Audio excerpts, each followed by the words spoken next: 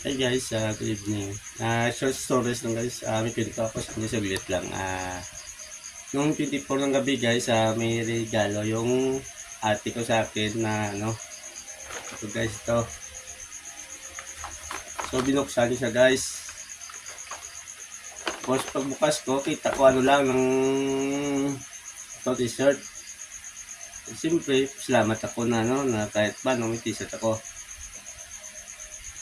So ito guys, yung ito dapat tapon ko na, kaso hindi ko agad-agad tapon kasi papel ito. Ginagawa ko itong panggatong sa ano, dun sa labas, kaya dinagay ko muna sa dyan sa gilid. Kaya buti lang hindi ko tinapon kasi ngayong gabi lang tumawag yung mother ko na sabi niya sa loob daw nito meron pang ano, may t-shirt saka isang sobre ko daw. Tingnan ko, buti lang hindi ko ito ano, sinunog o tinapon o sinunog. Kasi meron, nung tingnan ko meron, meron daw ito. Ganda, pero hindi na pakita, may laman, pira. Siyempre, alam na kung ano to. Pira siya laman. Ano na ako na ano, may kasi ako pang magsunog. Saka ito yung pinapanggatong ko.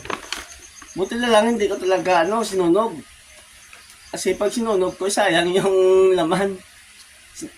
Dahil sinunog ko yata yung ano, dahil sinunog ko na yung binigyan ng ate ko. Buti na tumawag yung mother ko.